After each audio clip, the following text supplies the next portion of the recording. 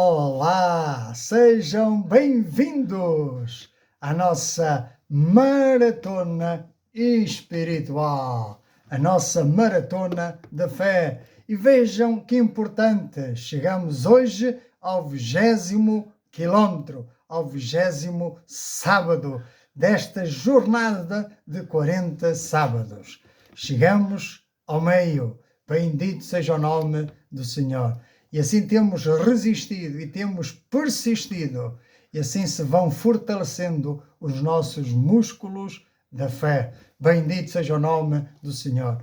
Temos vindo a meditar sobre a importância de viver em comunhão, dos cuidados que devemos ter para cultivar essa união. É como um jardim que deve ser cultivado e onde as ervas daninhas devem ser arrancadas.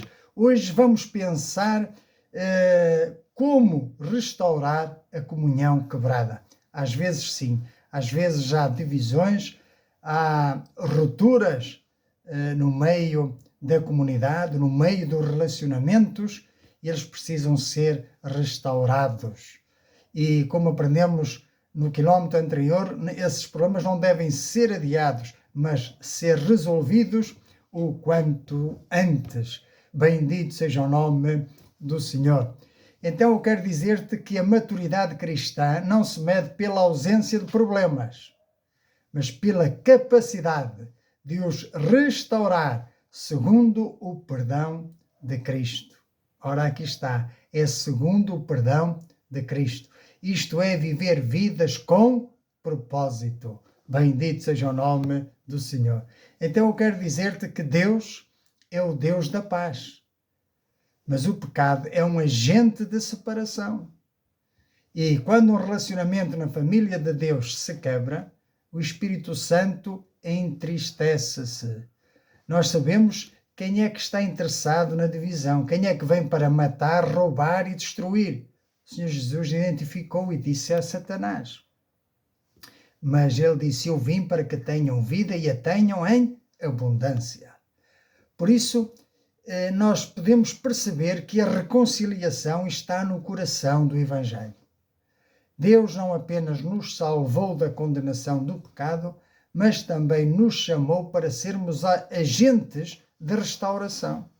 Pois o apóstolo Paulo declara aos Coríntios, no capítulo 5, versículos 18 a 21, ora, tudo provém de Deus, que nos reconciliou consigo mesmo por meio de Cristo, e nos deu o ministério da reconciliação, a saber, que Deus estava em Cristo reconciliando consigo o mundo, não imputando aos homens as suas transgressões, e nos confiou a nós a palavra da reconciliação, de sorte que somos embaixadores em nome de Cristo, como se Deus exortasse por nosso intermédio. Em nome de Cristo, pois, rogamos que vos reconcilieis com Deus. Aquele que não conheceu pecado, ele o fez pecado por nós, ou seja, para que nele, em Cristo, fôssemos feitos justiça de Deus. Então o que é que isto quer dizer? Que Deus, por meio do sacrifício do seu Filho, estabeleceu a paz entre nós e Deus. Reconciliou-nos com Deus, pois nós éramos devedores para com Deus, nós éramos desobedientes, nós éramos independentes de Deus, vivíamos vidas independentes. E isso é pecado segundo a palavra de Deus, e o pecado separa-nos de Deus e nos condena eternamente. Então nós precisávamos de um sacrifício que nos restaurasse, e esse sacrifício válido foi o sacrifício do Senhor Jesus. Então por ele nós somos reconciliados com Deus, pois ele tomou sobre si o nosso pecado, tomou sobre si a nossa morte, tomou sobre si a nossa condenação, para que fôssemos livres, para que fôssemos perdoados e para que fôssemos tornados filhos de Deus e, portanto, com herança às bênçãos celestiais. Isto é viver vidas com propósito, viver como filhos de Deus, amados por Deus, reconciliados com Deus, chamados também a reconciliar-nos uns com os outros e a restaurar a comunhão quebrada. Esta verdade revela que a reconciliação não é uma sugestão para alguns cristãos, mas é uma responsabilidade atribuída a todos e a cada um de nós.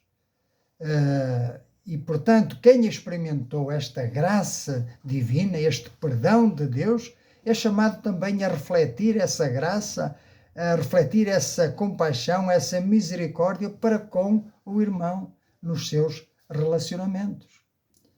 O pecado tem uma natureza divisionista. Desde o Éden, ele separa o homem de Deus e afasta as pessoas umas das outras. Por isso, quando surgem conflitos, quando surgem mágoas, ressentimentos no corpo de Cristo, não estamos diante de uma questão secundária, mas é algo muito sério, porque a comunhão quebrada, rompida, afeta diretamente o testemunho da Igreja como corpo de Cristo no mundo e entristece o Espírito Santo. A palavra de Deus nos aconselha: não entristeçais o Espírito Santo. O Senhor deseja que o seu povo viva em comunhão, em unidade. E essa unidade manifesta ao mundo que de facto somos filhos de Deus, que de facto Deus já operou em nós. Bendito seja o nome do Senhor. E, portanto, ignorar uma divisão, uma quebra de relacionamento, é permitir que continue uma ferida espiritual e que ela permaneça aberta. Então, o nosso compromisso deve ser agir, atuar o quanto antes, dando ou trazendo tratamento para essa ferida aberta, para esses relacionamentos quebrados, para esses corações que choram de amargura, de tristeza, de solidão. E isto é urgente, não devemos adiar para amanhã. Jesus enfatizou esta urgência e nós vemos isso, por exemplo, no Sermão do Monte. Em Mateus, capítulo 5, versículos 21 a 26, ouvistes o que foi dito aos antigos: não matarás, e quem matar estará sujeito a julgamento. Eu, porém, vos digo que todo aquele que sem motivo se irar contra seu irmão estará sujeito a julgamento. E quem proferir um insulto a seu irmão estará sujeito a julgamento do tribunal. E quem lhe chamar tolo estará sujeito ao inferno de fogo. E agora toma nota.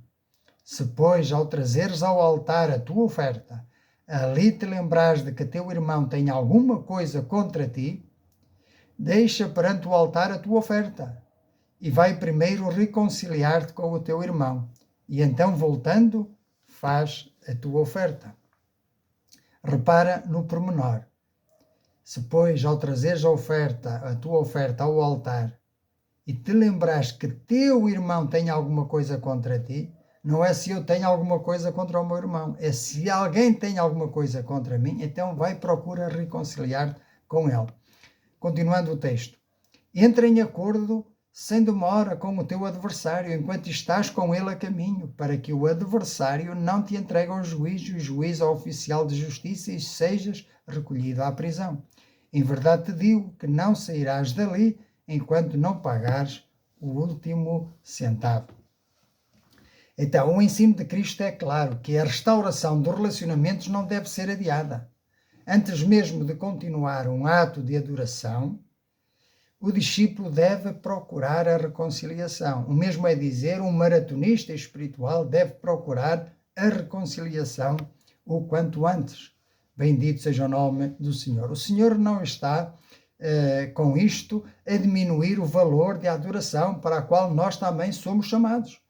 Mas o Senhor Jesus quer mostrar que a verdadeira adoração não pode ser separada da obediência e do amor ao próximo. Nunca te esqueças destes dois eixos da cruz, o eixo vertical, a haste vertical, o amor a Deus, a haste horizontal, o amor ao próximo. este princípio confronta uma tendência comum de tentar compensar relacionamentos quebrados com atividades religiosas. Nós podemos cantar, podemos orar, podemos ofertar, podemos participar em muitos cultos, mas se alimentamos conflitos que poderiam ser tratados com humildade e arrependimento, estamos a ignorar uma prioridade estabelecida pelo próprio Cristo.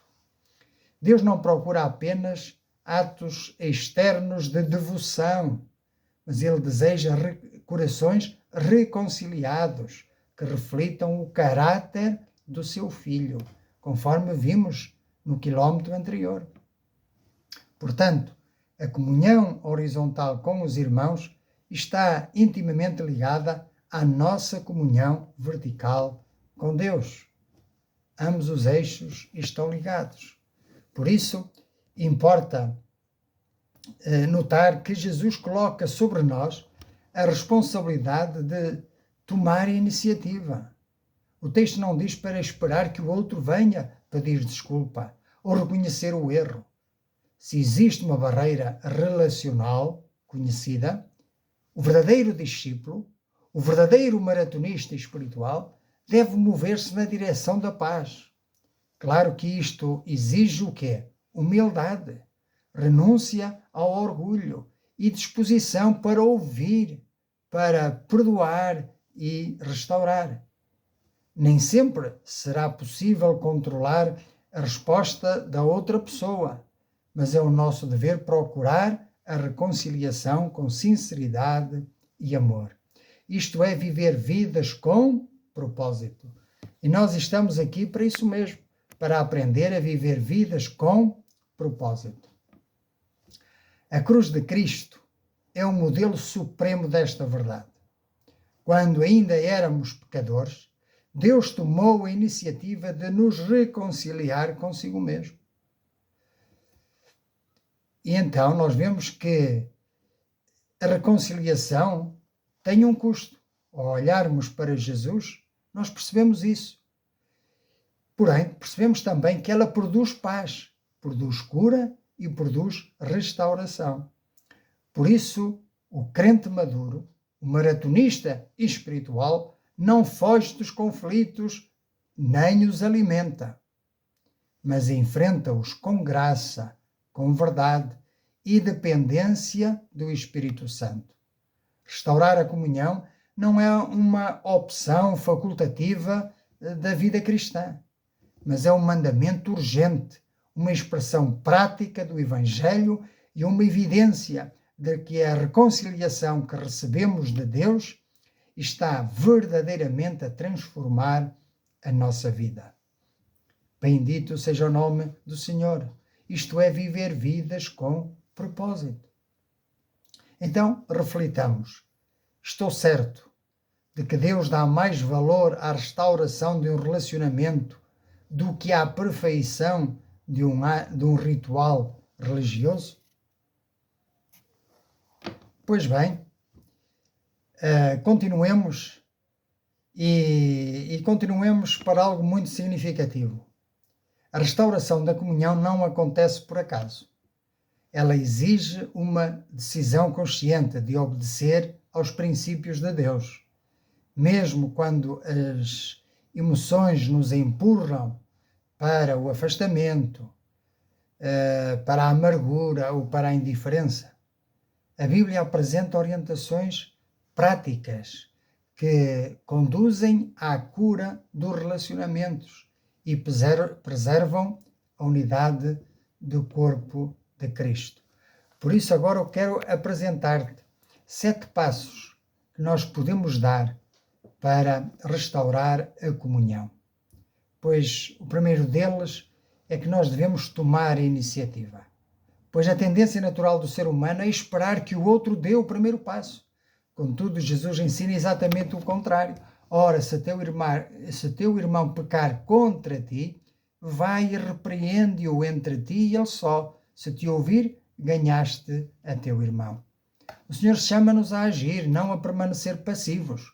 O amor bíblico não espera pelas circunstâncias ideais, nem pela boa disposição da outra pessoa, mas procura a restauração com coragem, mas com humildade. A maturidade espiritual revela-se quando escolhemos aproximar-nos em vez de nos afastarmos. Bendito seja o nome do Senhor. Que tu, como maratonista espiritual, possas estar disposto a dar este primeiro passo, que é tomar a iniciativa da restauração.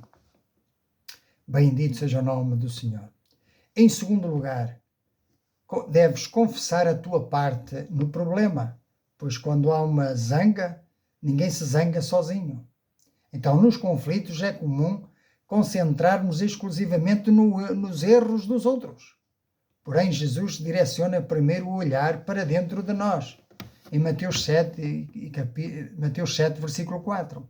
Ou como dirás tu a teu irmão, deixa-me tirar o argueiro do teu olho, estando uma trave no teu próprio olho. Antes de corrigirmos alguém, devemos o quê? Examinar honestamente as nossas atitudes, as nossas palavras e as nossas motivações. O arrependimento sincero quebra barreiras que o orgulho constrói. Quando reconhecemos a nossa própria responsabilidade, criamos um ambiente favorável para a restauração e demonstramos a humildade que Cristo espera dos seus discípulos, que Cristo espera dos maratonistas espirituais. Bendito seja o nome do Senhor. Em terceiro lugar, como maratonistas, devemos ouvir com empatia, saber colocar-nos no lugar do outro. A reconciliação exige mais do que falar, exige ouvir, saber ouvir. Tiago exorta-nos no capítulo 1 e versículo 19. Todo homem seja pronto para ouvir, tardio para falar, tardio para se irar. E da mesma forma, Paulo nos ensina em Filipenses capítulo 2 e versículo 4. Não atente cada um para o que é propriamente seu, mas cada qual também para o que é dos outros. Portanto, ouvir com empatia significa procurar compreender a dor, as preocupações e a perspectiva do outro sem interrupções precipitadas ou julgamentos apressados. Muitas feridas começam a sarar quando uma pessoa se sente verdadeiramente ouvida e valorizada. Já pensaste nisso? Então, como maratonistas, devemos ouvir com empatia. Em quarto lugar, devemos enfrentar o problema e não a pessoa. Quando os conflitos surgem, existe o risco de transformar uma divergência num campo de batalha pessoal. A palavra de Deus orienta-nos a responder com mansidão e graça. Em Provérbios capítulo 15, versículo 1 diz: a resposta branda desvia o furor, mas a palavra dura suscita a ira. E Paulo acrescenta, em Efésios capítulo 4, versículo 29, não saia da vossa boca nenhuma palavra torpe, mas só a que for boa para promover a edificação. O objetivo não é vencer uma discussão, mas é resolver uma situação. O foco deve permanecer no problema que necessita de solução e nunca na destruição da dignidade ou do valor da outra pessoa. Estamos a aprender a viver vidas com propósito.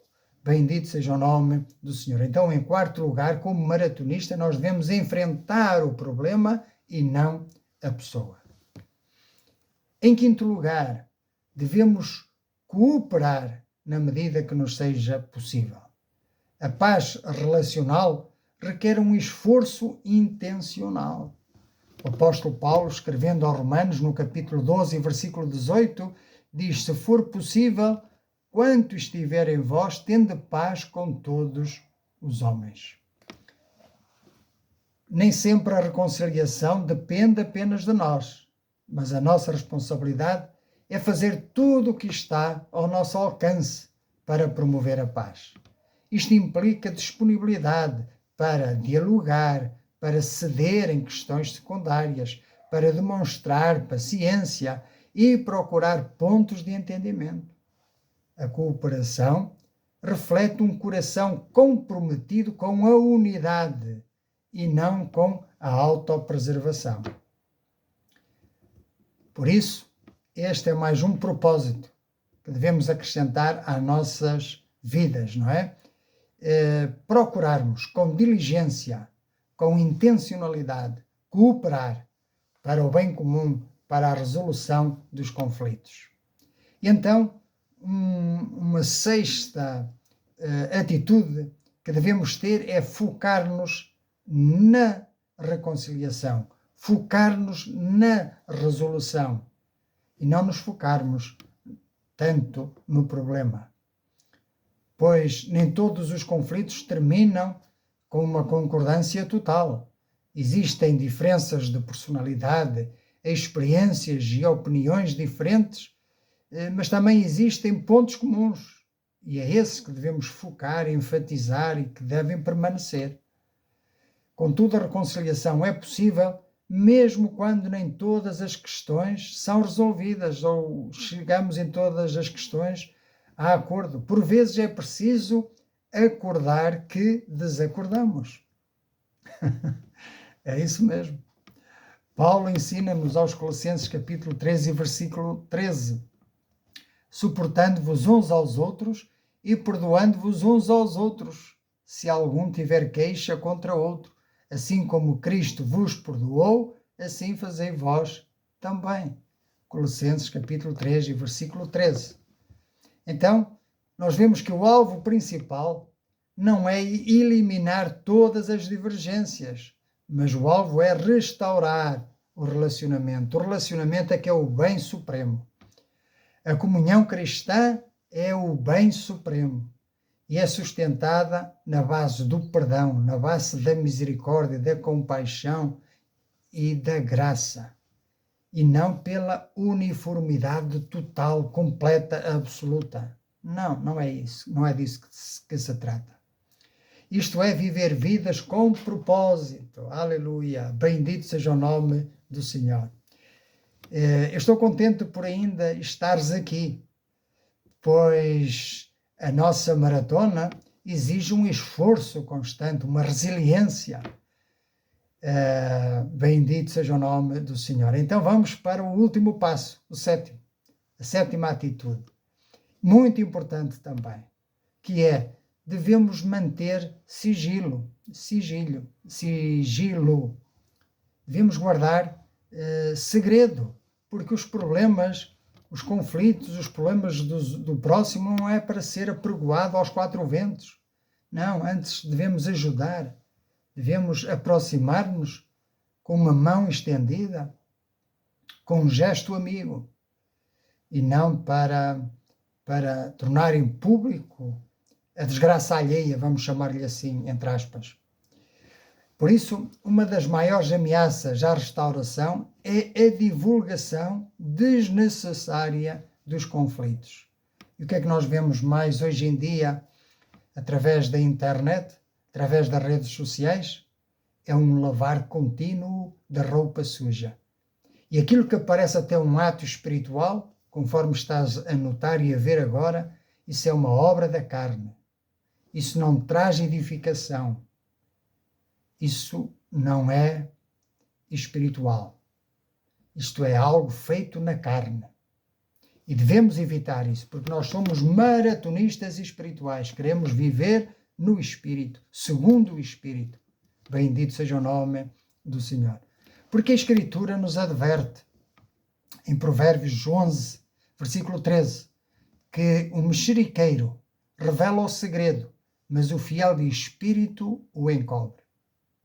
E também lemos em Provérbios capítulo 17 e versículo 9, o que encobre a transgressão busca a amizade, mas o que renova a questão separa os maiores amigos. Este é um ponto importante, porque uma vez restaurada a comunhão, uma vez perdoado aquele que nos ofendeu, não devemos mais tarde, no futuro, voltar a lançar-lhe em rosto algo que ficou resolvido no passado. Isso significa que guardamos ressentimento. esse não é um perdão sincero, honesto, verdadeiro, genuíno. Não.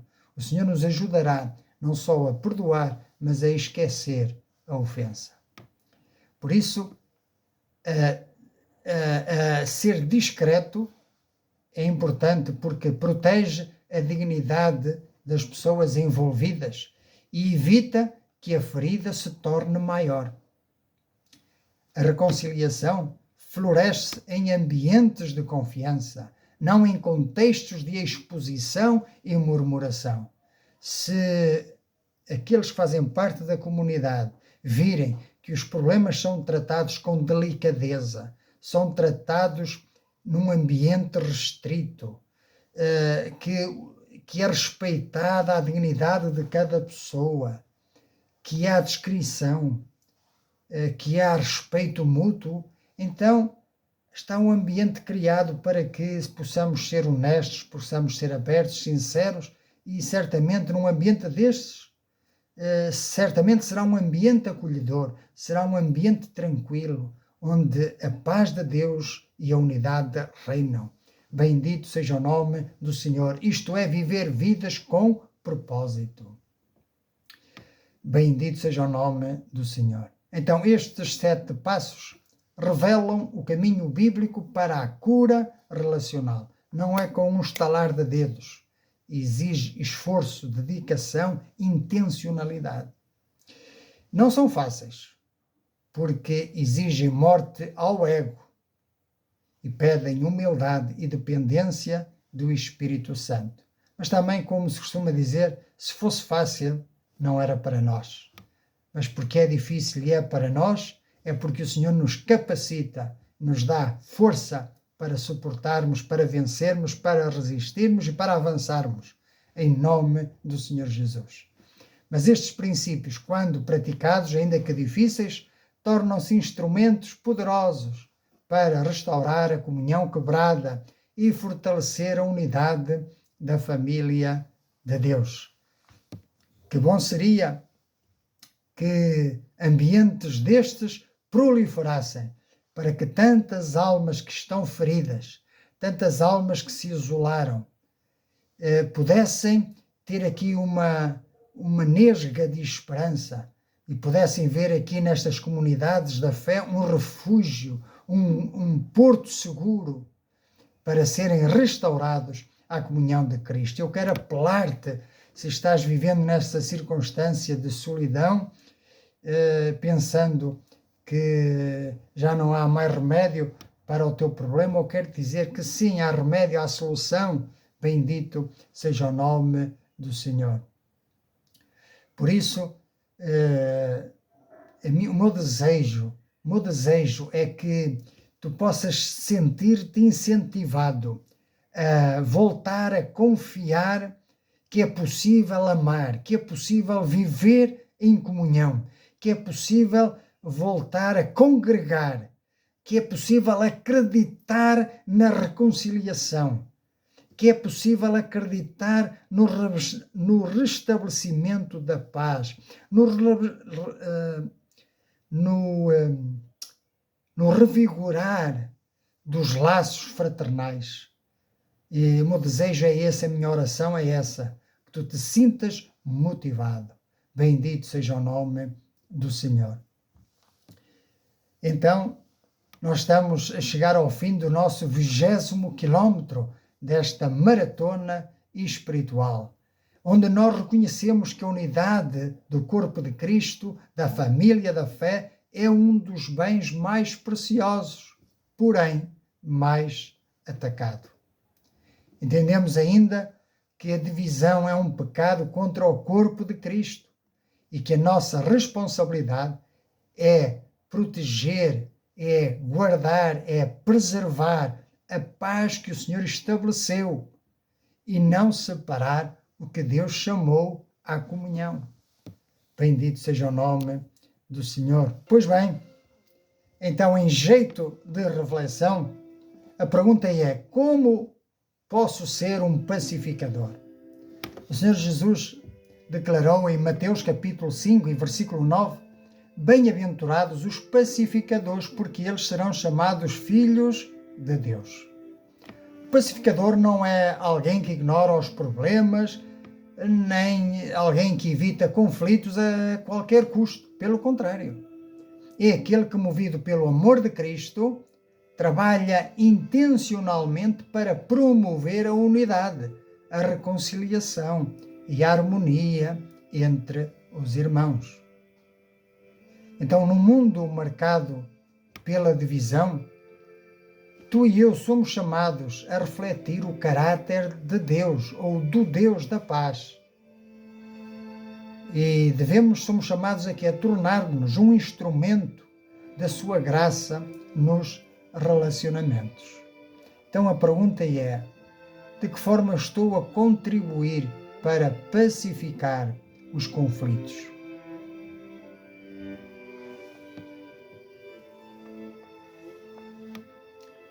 Em segundo lugar, com respeito à murmuração. A murmuração é uma das armas mais destrutivas contra a comunhão. Ela corrói a confiança, ela alimenta suspeitas, ela espalha divisão entre irmãos. A palavra de Deus adverte: o homem perverso levanta a contenda e o difamador separa os maiores amigos. Provérbios capítulo 16, versículo 28. Muitas vezes, aquilo que não temos coragem de resolver diretamente transforma-se em comentários feitos pelas costas, gerando ainda mais conflitos. O pacificador recusa participar em conversas que promovam a discórdia. Em vez de espalhar problemas, procura resolvê-los de forma bíblica, com verdade, com amor e com integridade. Por isso a pergunta é: como te tens posicionado em relação à murmuração? Tens evitado a roda dos escarnecedores?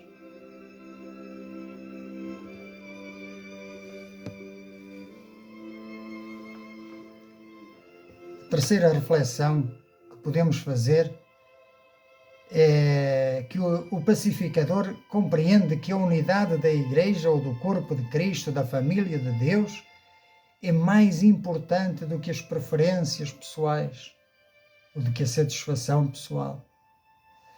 Paulo lembra-nos em Efésios capítulo 4 e versículo 5 que existe um só Senhor, uma só fé, um só batismo.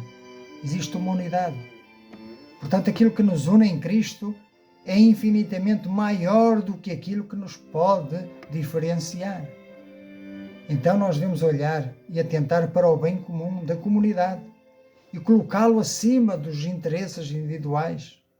Só assim serão criadas condições para a paz, para a unidade. Então, em vez de perguntar o que é que eu quero, o discípulo maduro, isto é, o verdadeiro maratonista espiritual, pergunta o que é que glorifica a Deus e o que é que contribui para a edificação do corpo de Cristo. Esta perspectiva fortalece a comunhão e preserva certamente a unidade do corpo de Cristo. Por isso a pergunta é: tens-te focado no bem comum?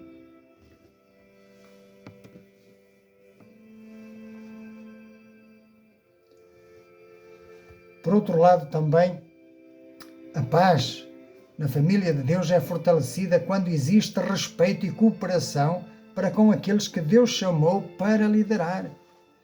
Pois o escritor de Hebreus, capítulo 13, versículo 7, lembra-nos: lembrai-vos dos vossos pastores que vos falaram a palavra de Deus, a fé dos quais imitai, atentando para a sua maneira de viver.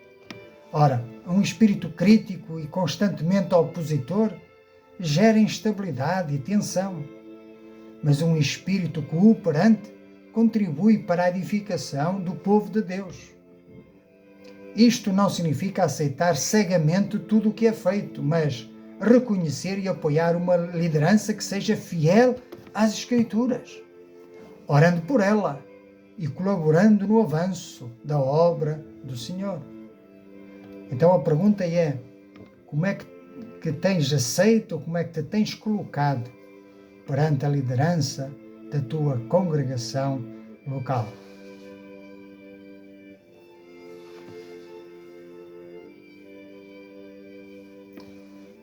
Outro dos pontos importantes é a humildade. A humildade, podemos dizer, é o solo onde a paz cresce. Grande parte dos conflitos nasce do orgulho, da necessidade de ter razão ou da busca por reconhecimento.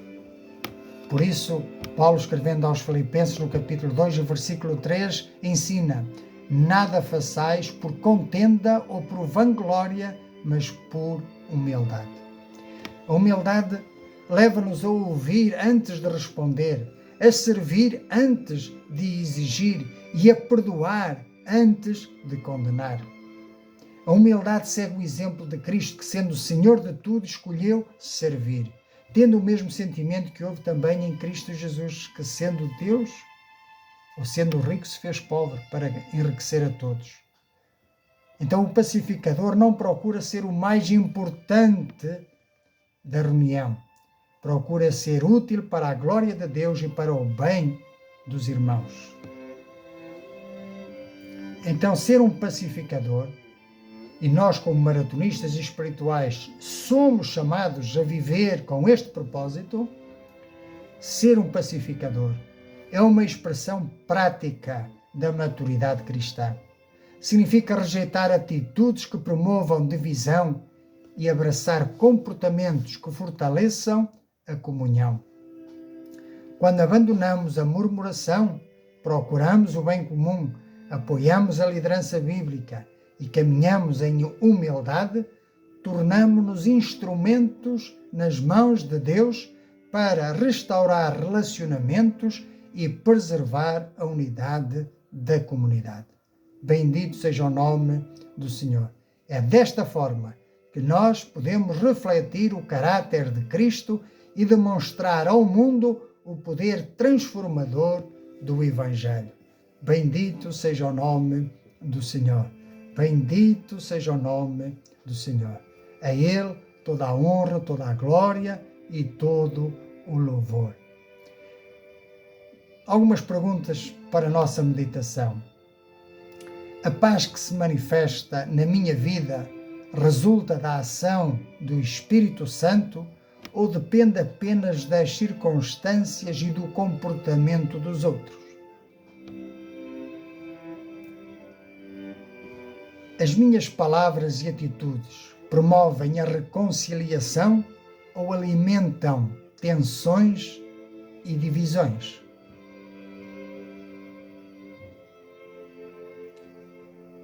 Existe alguma mágoa, ressentimento ou falta de perdão que esteja a ocupar espaço no meu coração? Estou a permitir que uma raiz de amargura contamine a minha comunhão com Deus e com os outros?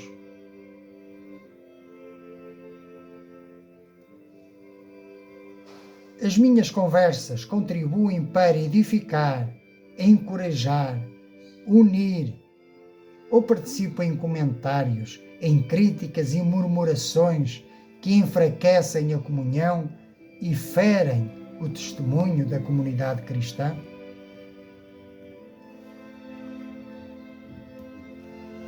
Eu quero dizer-te que a maior obra de restauração da história foi feita na cruz.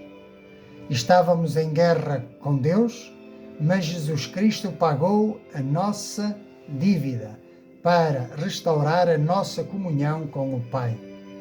Se sentes que a tua vida está quebrada e longe de Deus, Jesus é o grande restaurador. Ele quer perdoar o teu passado. Ele quer dar-te um novo começo. Queres aceitar a paz que só Ele te pode dar? Se esse é o desejo sincero do teu coração e se o quiseres fazer de livre e espontânea vontade, podes fazer tuas as palavras desta oração que eu vou fazer. Vamos orar. Pai Santo, justo e bom, reconheço diante de Ti que sou pecador e que por mim mesmo estou perdido, condenado e incapaz de alcançar a tua santidade. Confesso os meus pecados, as minhas rebeliões, os meus pensamentos, palavras e atitudes que te desagradam. Reconheço que muitas vezes vivi para mim mesmo, seguindo os meus próprios caminhos e ignorando a tua vontade. Hoje arrependo-me sinceramente, abandono a confiança em mim mesmo e volto-me para ti com fé. Creio que Jesus Cristo é o teu Filho amado que morreu na cruz pelos meus pecados, foi sepultado e ressuscitou ao terceiro dia para me dar perdão, vida eterna e reconciliação contigo. Senhor Jesus, recebo-te como o meu Salvador, como libertador, como curador e como restaurador. Lava-me com o teu precioso sangue, perdoa os meus pecados e faz de mim uma nova criatura. Quebra as correntes do pecado, da amargura, do orgulho, da incredulidade e de tudo aquilo que me afasta de ti. Espírito Santo, vem habitar em mim, transforma o meu caráter, produz em mim o teu fruto, especialmente o amor, a paz, a mansidão, a humildade, a longanimidade. Ensina-me a perdoar tal como fui perdoado, a reconciliar-me como fui reconciliado e a viver em comunhão com Deus e com os meus irmãos. Senhor, entrego-te a minha vida, a minha vontade, os meus sonhos, a minha família, os meus relacionamentos e o meu futuro. Quero seguir-te como discípulo fiel, aprender os teus caminhos e obedecer à tua palavra. Capacita-me a viver como embaixador do teu reino, anunciando o evangelho da reconciliação a um mundo perdido e necessitado da tua graça. Faz de mim um instrumento da tua paz. Onde houver ódio, que eu leve o amor. Onde houver divisão, que eu promova a reconciliação. Onde houver desespero, que eu anuncie a esperança que existe somente em Cristo.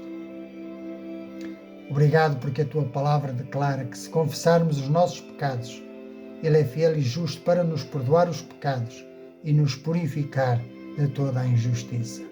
Por isso eu descanso na tua graça e na obra perfeita de Jesus Cristo. É em nome de Jesus Cristo que eu oro para a tua honra e para a tua glória. Amém. Bendito seja o nome do Senhor. Parabéns por mais esta conquista. Obrigado pela tua presença, pela tua companhia. Agora que és um filho de Deus, Deus fala contigo por meio da sua palavra. Bem-vindo à família da fé. E é através da oração que tu falas com Deus. Ser maratonista é viver também em comunhão. Por isso procura congregar-te com o corpo de Cristo que se reúne em vários locais espalhados pelo mundo fora. Então procura um local onde se pregue e ensine a palavra de Deus. Que assim seja, espero por ti no próximo quilómetro. Até sábado, se Deus permitir.